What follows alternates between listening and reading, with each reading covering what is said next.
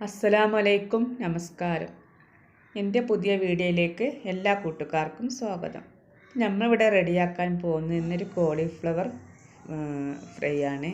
നല്ല ടേസ്റ്റി ആയിട്ടുള്ള രൂപമാണ്. ഇത് എങ്ങനെയാണ് റെഡിയാക്കണമെന്ന് നമുക്ക് വീഡിയോ ഒന്ന് കണ്ടു നോക്കാം.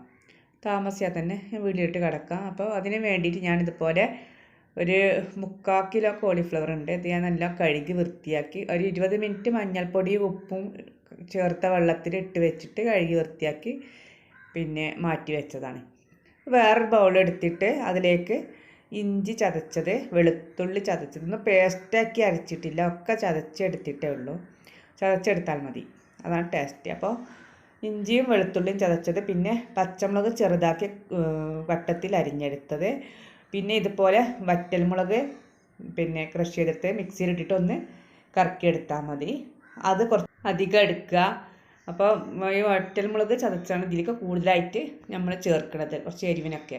പിന്നെ ഒരു ടേബിൾ സ്പൂൺ പിന്നെ മുളക് പൊടി, കുറച്ചൊരു കാശ്മീരി മുളക് പൊടിയാണ്.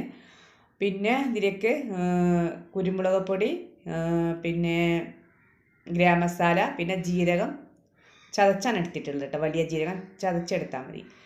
പിന്നെ ഒരു 1.5 കപ്പ് മൈദപ്പൊടി എടുക്കുന്നുണ്ട്, 1.5 എടുത്തിട്ടുള്ളത്. പിന്നെ വേണമെങ്കിൽ ചേർത്ത് കൊടുക്കാം.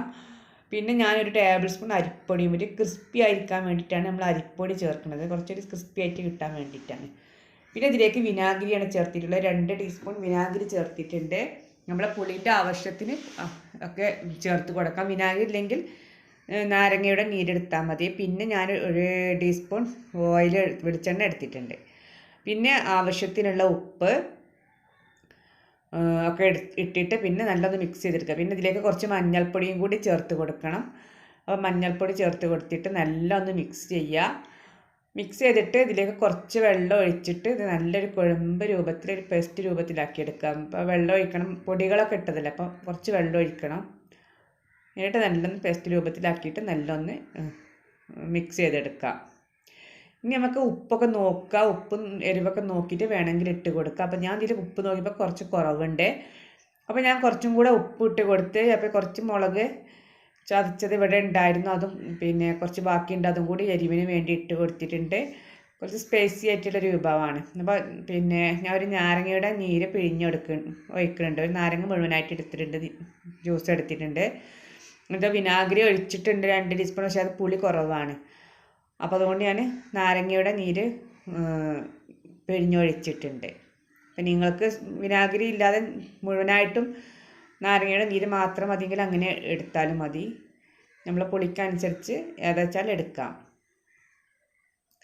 അപ്പോൾ ഒക്കെ നല്ല മിക്സ് ചെയ്തെടുത്തിട്ട് ശേഷം നമ്മൾ ഈ കഴുകി വെച്ച കോളിഫ്ലവർ ഉണ്ടല്ലോ, ഇതിലേക്ക് ഇട്ടിട്ട് നല്ല ഒന്ന് മിക്സ് ചെയ്തെടുക്കുക. അപ്പോൾ ഈ മുഴുവനായിട്ട് ഇത് കവർ ചെയ്തെടുക്കണം. അപ്പോൾ ഈ കോളിഫ്ലവറിന്മേൽ നമ്മൾ ഈ മസാലയൊക്കെ നല്ലൊന്ന് കവർ ചെയ്യുന്ന രീതിയിൽ കുഴച്ചെടുക്കുക. അപ്പോൾ ഇനി പൊടി കുറച്ച് കുറവുണ്ട്, അപ്പോൾ ഞാൻ കുറച്ചും കൂടെ ഇട്ട് കൊടുക്കുന്നുണ്ട്. അപ്പോൾ ഇതുപോലെ കുറവ് തോന്നുകയാണെങ്കിൽ കുറച്ചും കൂടെ പൊടി ഇട്ട് കൊടുത്തിട്ട് നല്ലൊന്ന് കവർ ചെയ്യുന്ന രീതിയിൽ തന്നെ ഉണ്ടായിക്കോട്ടെ, അപ്പോഴാണ് ടേസ്റ്റ് കിട്ടുക. ഞാൻ കുറച്ച് പൊടി ഇട്ട് കൊടുത്തിട്ട് നല്ലൊന്ന് മിക്സ് ചെയ്തെടുക്കുന്നുണ്ട്. അപ്പോൾ നല്ല മിക്സ് ചെയ്തെടുത്തു. ഇനി ഇത് നമുക്ക് കുറച്ച് സമയം ഒന്ന് അടച്ച് വെക്കാം. ഒരു അരമണിക്കൂറെങ്കിലും ഒന്ന് റെസ്റ്റ് ചെയ്യാൻ വെക്കാം, ഒന്ന് അടച്ച് വെക്കുന്നുണ്ട്. എന്നിട്ട് പിന്നെ നമുക്ക് റെഡിയാക്കാം. അപ്പോൾ അത് അടച്ച് ഞാൻ വെച്ചു. ഇപ്പോൾ ഞാൻ കുറച്ച് ഒരു അരമണിക്കൂറൊന്നല്ല, 1 മണിക്കൂർ തന്നെ ആയിട്ടുണ്ട് ഞാൻ അത് അടച്ച് വെച്ചിട്ട്. അപ്പോൾ നമ്മളിനി ഇത് എടുത്തിട്ടുണ്ടെങ്കിൽ നമുക്കിത് ഒരു ചീനച്ചട്ടി ചൂടാക്കിയിട്ട് വെളിച്ചെണ്ണ ഒഴിച്ച്, ആ വെളിച്ചെണ്ണ നല്ലോണം ചൂടായി വരുമ്പോൾ ഇതുപോലെ ഓരോന്ന് എടുത്തിട്ട് വറുത്ത് എടുക്കാം. നല്ല എണ്ണയിലിട്ട് നല്ല പൊരിച്ച് വറുത്തൊരു ക്രിസ്പി ആയിട്ടാണ് ഉള്ളത്, നമ്മൾ അരിപ്പൊടിയൊക്കെ ചേർത്തുകൊണ്ട്. അപ്പോൾ നല്ലൊന്ന് പൊരിച്ചിട്ട് കോരാം.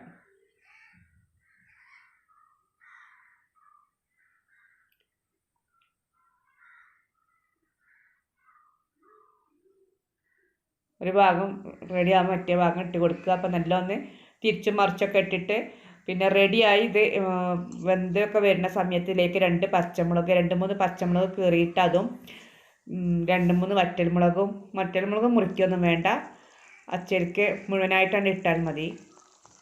അതൊക്കെ ഇട്ടിട്ട് പിന്നെ കുറച്ച് കറിവേപ്പില ഉണ്ടെങ്കിൽ കുറച്ച് അധികം തന്നെ ഇടാം, നല്ല ടേസ്റ്റായിരിക്കും.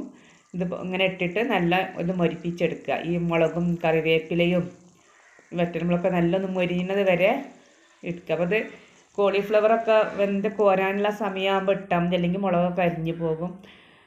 എന്നിട്ട് പിന്നെ കോരിയെടുക്കുക. അപ്പോൾ ഈ മുളകും കറിവേപ്പിലൊക്കെ ഇടുമ്പോൾ നല്ലൊരു മണവും നല്ലൊരു ടേസ്റ്റാണ് അപ്പോൾ കഴിക്കാൻ. അപ്പോൾ നമ്മൾ ചിക്കനും ബീഫൊക്കെ ഉണ്ടാക്കുമ്പോൾ അതുപോലെ പിന്നെ വറ്റൽമുളകും കറിവേപ്പിലൊക്കെ അതിൻ്റെ കൂട്ടത്തിൽ പൊരിച്ച് കോരുമല്ലോ, അപ്പോൾ അതേപോലെ തന്നെ ആ ഒരു ടേസ്റ്റും മണമൊക്കെയാണ് ഇതിന് കിട്ടുന്നത്. അപ്പോൾ നല്ല ടേസ്റ്റ് ഉണ്ട്. അപ്പോൾ അത് നല്ലൊന്ന് മൊരിഞ്ഞ് വരുന്ന സമയത്ത് നമുക്ക് എണ്ണയിൽ നിന്ന് കോരി മാറ്റാം.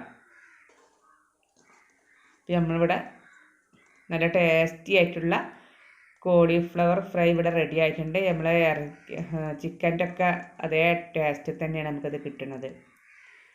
ഇതുപോലെ എല്ലാവരും റെഡിയാക്കി നോക്കുക. നിങ്ങൾക്ക് ഈ വീഡിയോ ഇഷ്ടപ്പെട്ടിട്ടുണ്ടെങ്കിൽ ലൈക്ക് ചെയ്യുക, ഷെയർ ചെയ്യുക, കമൻറ്റ് ചെയ്യുക, നിങ്ങളുടെ ഫ്രണ്ട്സുകൾക്കൊക്കെ ഒന്ന് ഷെയർ ചെയ്ത് കൊടുക്കുക. നമുക്ക് ചോറിൻ്റെ കൂടെയും പൊറാട്ടയുടെ കൂടെയൊക്കെ കഴിക്കാൻ നല്ല ടേസ്റ്റാണിത്.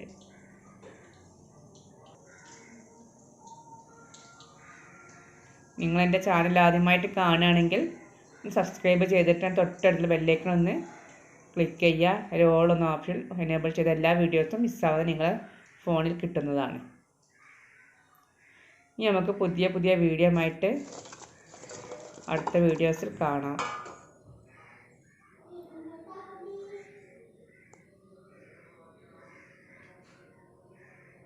അസ്സലാമു അലൈക്കും ഇൻഷാ അല്ലാഹ്.